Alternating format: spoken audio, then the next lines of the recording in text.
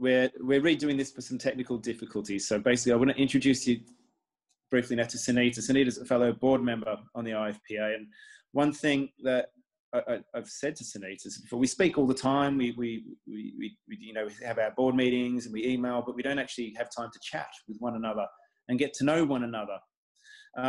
So part of this interview series that I thought might be nice for the IFPA members is to get to know the board, to see who we are and know a little bit more about us, and also for me and everyone to find out about one another. So Sunita, the main question I just sort of wanted to ask with, how did you get involved with your aromatherapy journey to where you are now? Okay, so I was born and raised in Hong Kong, and I moved to Dubai in '97. The reason I started my journey to aromatherapy was my sister, I would say, because she encouraged me into trying alternative therapies. I used to be a pill popper for literally every kind of aches and pains that I had, because I used to play quite vigorous squash when I was young. And I tried a lot of different therapies, chiro, you know, physio and everything. Nothing helped me. And my sister introduced me to an aromatherapist in Hong Kong. I went for a treatment. I think I was hooked right after that. That was in '95. And I had a lot of treatments with her. I felt absolutely amazing. And then I realized that aromatherapy was something quite interesting for me. And I was never in the alternative field. I was a businesswoman. I was running my husband's business. I was taking care of the finances and the accounts and all of that. So I decided that I'm going to study aromatherapy, because we were then planning to move to Dubai in '97 because the British left, and we thought, well, we don't know how Hong Kong is going to be. We decided to move to Dubai. And when I came here, there was literally nothing happening in aromatherapy here. So I decided to bring aromatherapy to the UAE. And I was one of the first ones here to start an aromatherapy center, which took me almost 3 years to get the government's approval, because I mean, I'm in an Islamic country where women cannot touch men, and I'm teaching aromatherapy and touching men. It was a bit difficult. Yeah. I can imagine it's a challenge to set up, but that's brilliant that you've managed that. That's really great. I did that. I had my business. I ran it. It was called Essentials Aromatherapy Center. I ran it for 9 years. I got a specialized rehabilitation license, and that's why I was allowed to touch men as well and treat men and women equally here. It took me time. I actually opened up the doorway for a lot of other alternative therapies to open up here in the UAE, because I literally fought for it. I mean, I'm coming from Hong Kong, okay? So we fight for our rights. So anyway, I opened that. I ran that for about 9 years here. And then I got paralyzed in my right arm, unfortunately, because I was working literally 12 hours a day, 14 hours a day sometimes. It was very popular business because it was something new. And well, I had 3 South African ladies working for me, therapists, very qualified. But at the end, I had to just sell my business because I couldn't work with one arm. And I decided to take a year off. But it was very successful. It opened up a doorway for a lot of other therapists to come in and do the same kind of treatments. So I have done quite a lot for aromatherapy in the UAE, and I am still doing it. So that's literally how I got into aromatherapy. And of course, I also have my own brand of essential oils, which I call Essentials. I sell Amazon.ae. So that was actually the first thing that I did when I came to Dubai, was sell the oils. So I approached spas and hotels and stuff. And when I came here in '97, I mean, literally, this place was nothing. It was tiny. There were camels still where I'm staying actually right now, walking around. But now you've seen the videos probably of Dubai.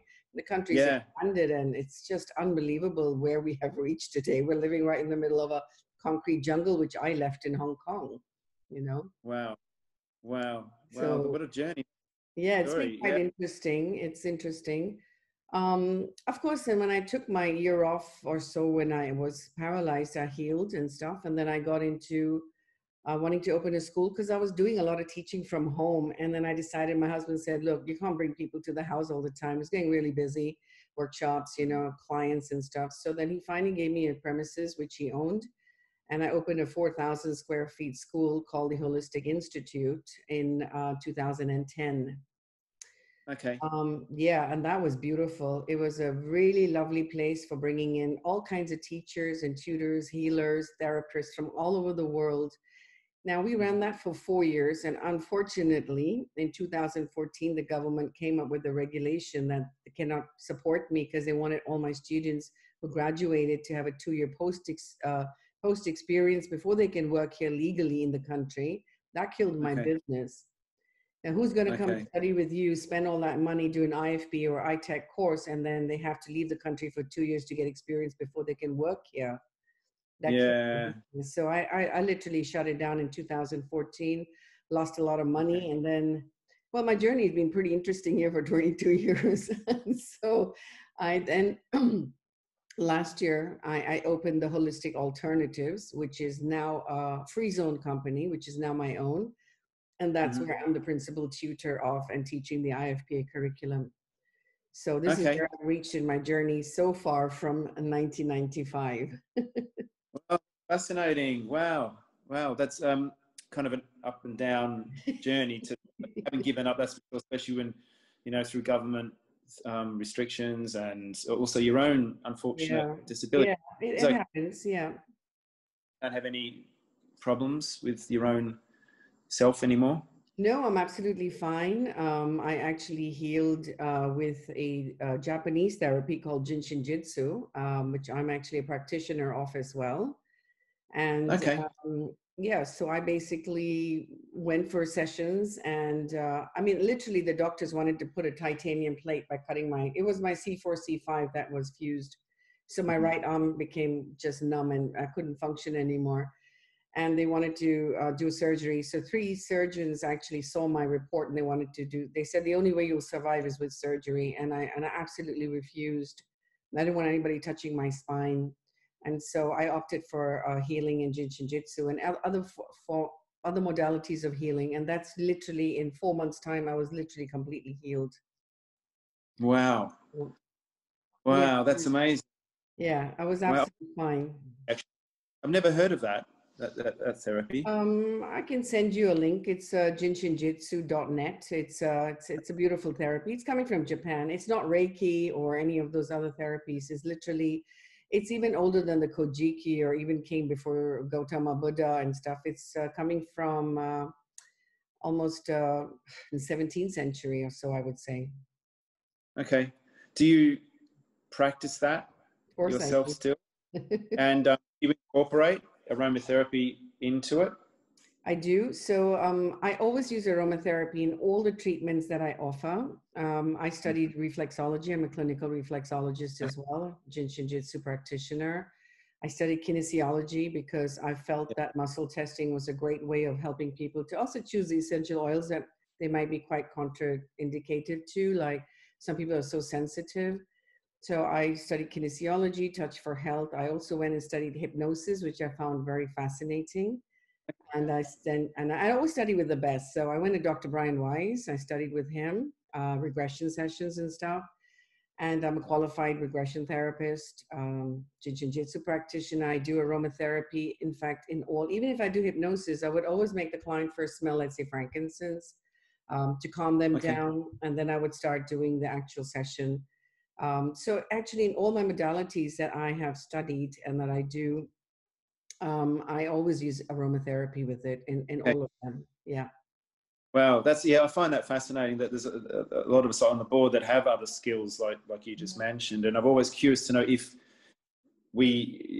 no, I keep that separate and I keep that separate, you know, like you compartmentalize them or you actually blend them, which is great. It's great to hear that I always you actually, blend it. I mean, everything that I've learned, I mean, like the reason I studied clinical reflexology is when I had my center and I had a reflexologist and she gave me a lot of issues and she didn't used to, she was a freelancer and she would not turn up to take clients sometimes. And I was losing business. And then I decided, what am I doing? Why should I waste time? Let me learn it for myself.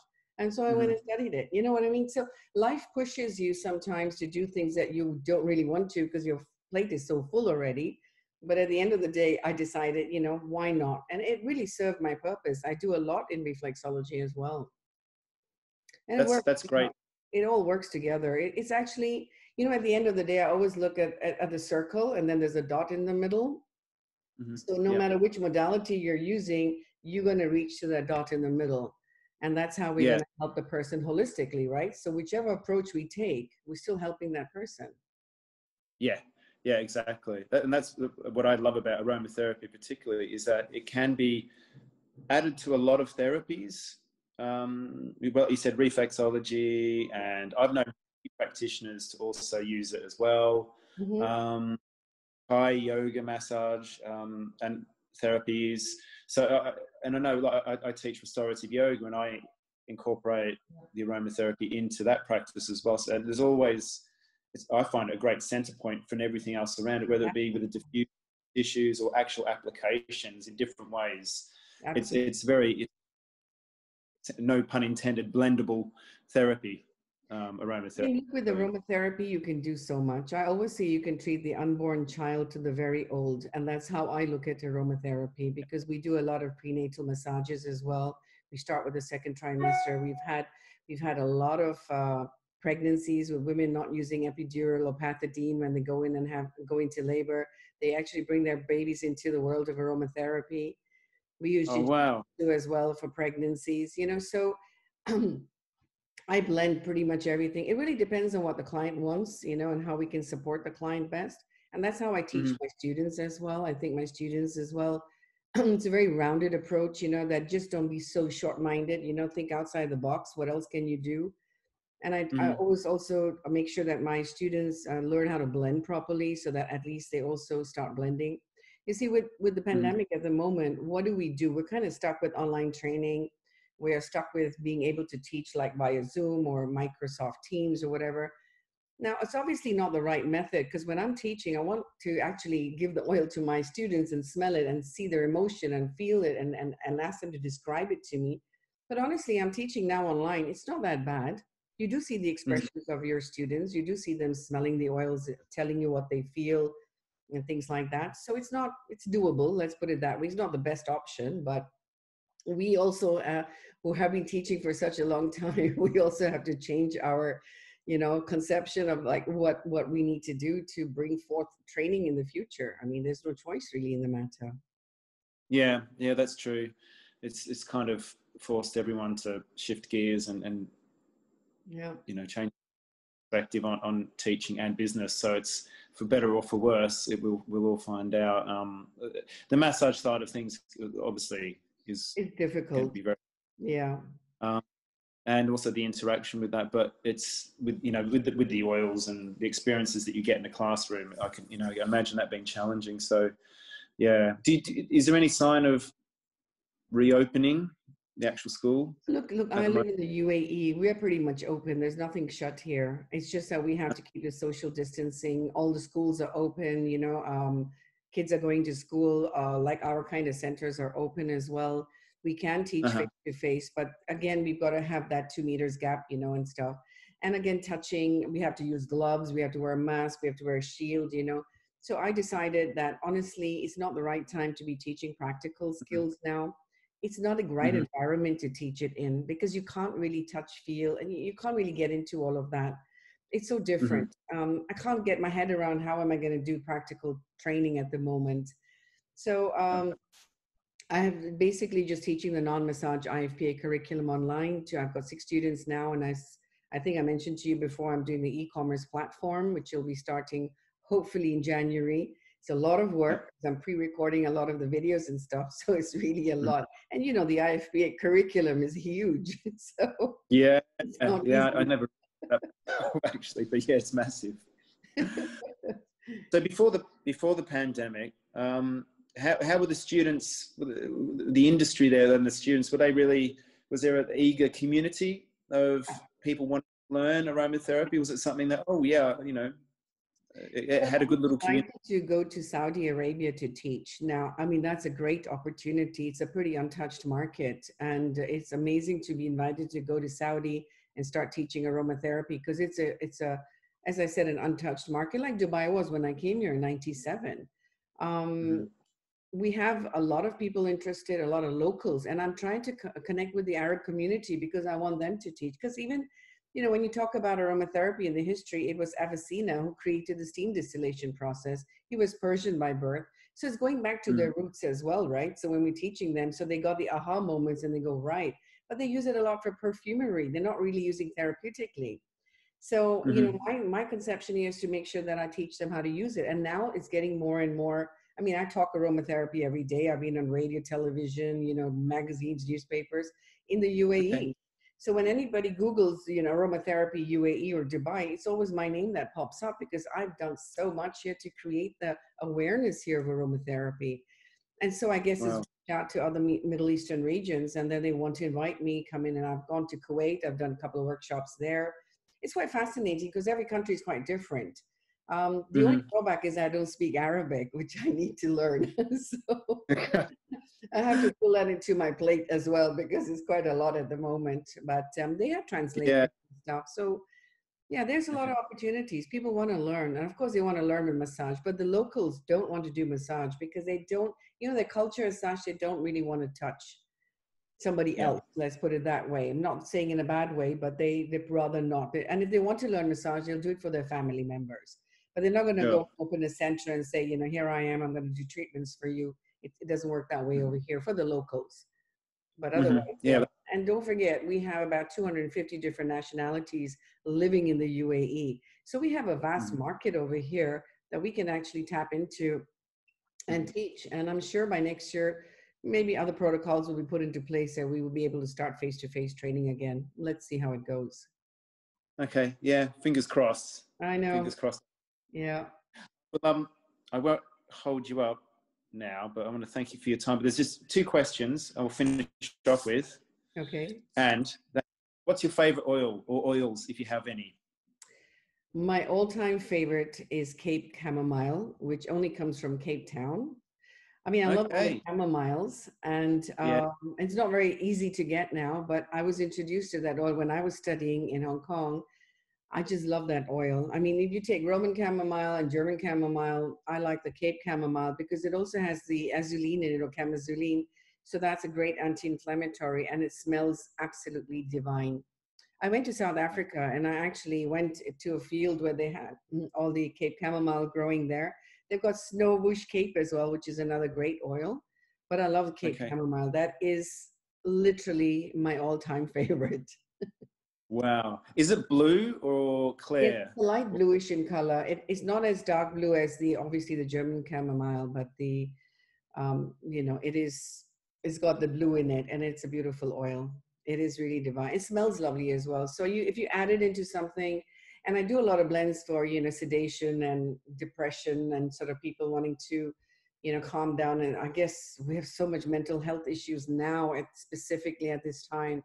So I think that's one of the Mhm. best oils to use for that kind of, to calm the person down, tranquility and stuff like that. So I do add that in a lot of my blends.